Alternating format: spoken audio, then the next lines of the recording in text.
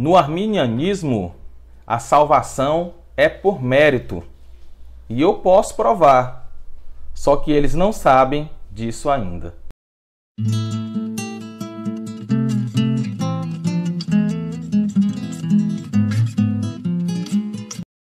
Olá, senhores. Meu nome é Francisco Tourinho. Eu sou autor desse livro aqui, O Calvinismo Explicado, volume 1, onde eu trato de teontologia, providências e decretos à luz do calvinismo clássico, explicando aí todas essas problemáticas sobre soberania divina, responsabilidade humana, sobre a eleição por presciência.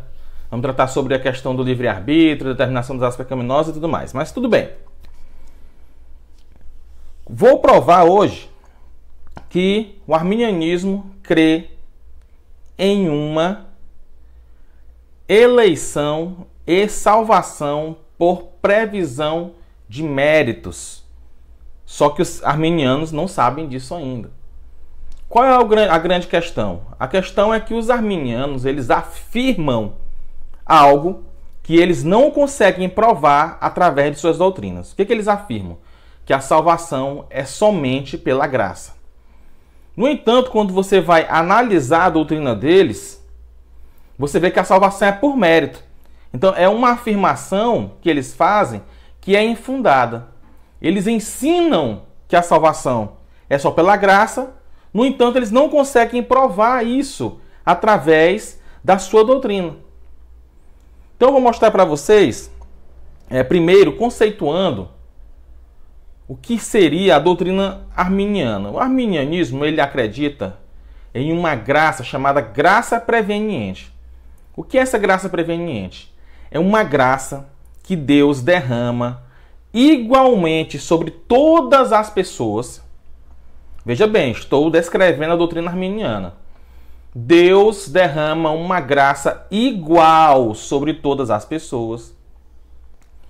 E, dado se essa pessoa não resiste a tal graça, e se ela resiste a tal graça, aí Deus, ao prever essa ação humana,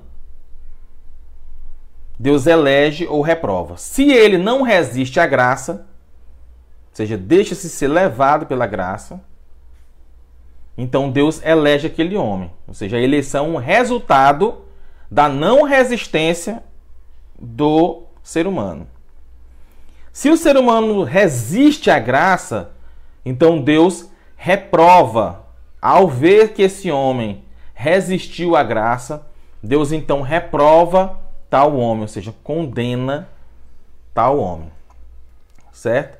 E aí nós temos um grande problema, porque os arminianos não sabem dizer. Na verdade, eles sabem, só que aí, para não cair na conclusão que eu vou chegar agora, eles dizem que é um mistério o porquê de um homem que aceitar e o outro homem negar, sendo que os dois estão debaixo da mesma graça.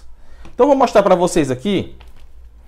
Vou tentar desenhar e colocar em forma matemática, porque aí fica mais fácil para vocês entenderem, certo? Vou pegar aqui meu celular, vou mostrar para vocês. Vou tirar aqui esse fio do meio, da frente. E imaginem só que aqui, ó, são dois homens, 2 e 2, certo? Esse aqui é um homem, esse aqui é outro homem, esse número. Se você somar aqui, ó, igualmente, 2 e somou mais 2, o resultado vai ser o quê? 4. Vai dar o mesmo resultado. Se você pegar e somar igualmente aqui, ó, 3 mais 3, 3 aqui, ó, o resultado vai ser o quê?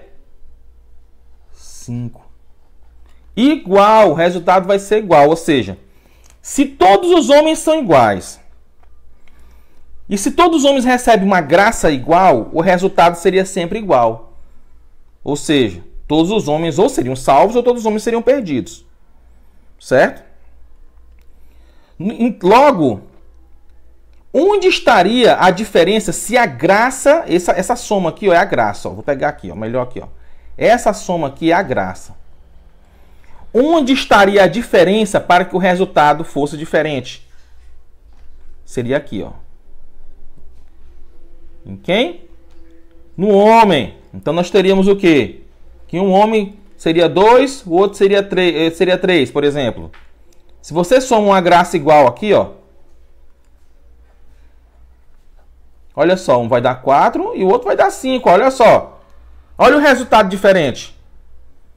Mas o resultado é diferente entre um e o outro, por quê? Baseado em quê? Na diferença do homem. Porque a graça preveniente é sempre igual. Note que se a graça preveniente é sempre igual, logo os resultados serão sempre iguais, a não ser que a diferença esteja no homem. Isso é um resultado líquido e certo. Ou seja, a diferença entre um homem que é eleito e um homem que é reprovado está nele mesmo e não na graça. Se os resultados dão diferente, a diferença não pode ser do homem. Aliás, desculpa. Se os resultados dão diferentes, a diferença não pode ser na graça, porque a graça é igual sobre dois homens. Certo? Ela vai estar no homem. Logo, Deus elege e reprova baseado nas diferenças que ele vê em um homem ou outro. Você entendeu? Então, é só dar uma olhada. Entendeu? É só usar um pouquinho a cabeça e vocês vão entender que a diferença entre a eleição e reprovação, ou seja, sobre a atitude de Deus de eleger e reprovar, não está baseado na graça. Está baseado naquilo que o homem faz. Aí você pode até perguntar, por que que um não resiste e o outro não resiste? Por que um resiste e o outro não resiste? Você vai ter que dizer que porque um foi mais humilde, porque um foi mais orgulhoso. E aí Deus vai eleger por quê? Porque um foi mais humilde e o outro foi mais orgulhoso.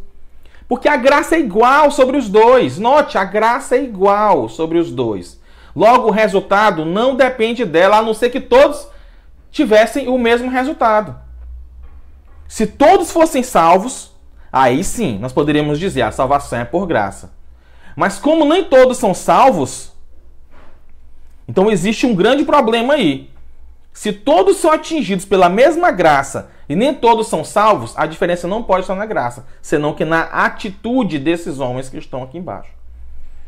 Logo, a salvação desses homens dependem deles mesmos, fazer um bom uso ou um mau uso do arbítrio liberto que Deus deu para eles.